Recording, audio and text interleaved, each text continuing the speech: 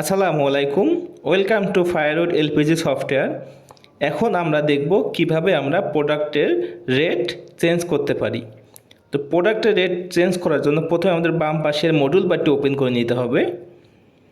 এরপর আমরা সবার নিচে একটু স্ক্রল করে সিস্টেম অ্যাডমিনিস্ট্রেশন এই বাটনটি খুঁজে নেব। এখানে ক্লিক করব সিস্টেম অ্যাডমিনিস্ট্রেশনে।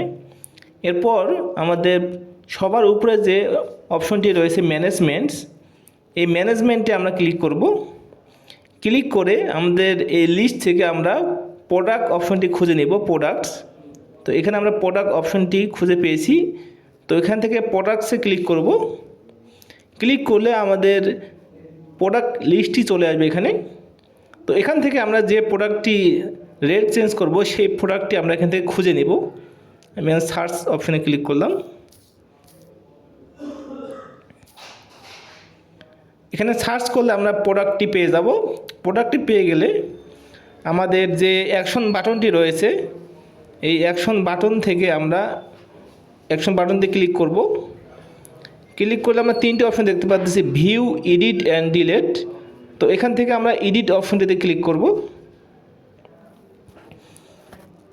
এখানে আমাদের একটি ফর্ম চলে আসছে আপডেট প্রোডাক্টের। তো এখান থেকে আমরা দেখতে পাচ্ছি সেল প্রাইস। তো এই সেল প্রাইসগুলো আমাদের চেঞ্জ করার কোনো প্রয়োজন নেই। আমরা নিচে থেকে সেল প্রাইসগুলো চেঞ্জ করব, আর উপর থেকে আমরা এখান থেকে পারচেস প্রাইসগুলো চেঞ্জ করে নেব যদি আমাদের পারচেস প্রাইস চেঞ্জ করার প্রয়োজন পড়ে। তো এই প্রোডাক্টের পারচেস প্রাইসগুলো এখানে, পারচেস প্রাইস মানে হচ্ছে শুধু গ্যাসের পারচেস প্রাইস, এরপর হচ্ছে এমটি মানে শুধু খালি বোতলের পারচেস প্রাইস, এবং কি প্যাকেজ মানে হচ্ছে দুটোরই পারচেস প্রাইস। তো এখান থেকে আমরা পারচেস প্রাইসগুলো চেঞ্জ করে নিব।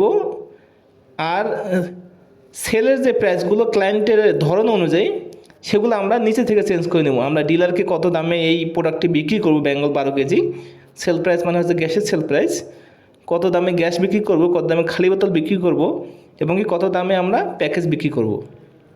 তো এখান থেকে আমরা রেটগুলো চেঞ্জ করে নিব 1350। তো এখান থেকে আমরা প্রোডাক্টের রেটগুলো চেঞ্জ করে নেব আমাদের সুবিধার্থে। আমরা ডিলারকে কত দামে বিক্রি করব, সাব ডিলারকে কত দামে বিক্রি করব এই প্রোডাক্টটি, এরপর রিটেলারকে কত দামে বিক্রি করব, এখানে আমাদের সুবিধা মতো আমরা রেটগুলো বসাই নেব। নেওয়ার পর আমরা এখানে আপডেট বাটনটিতে ক্লিক করব।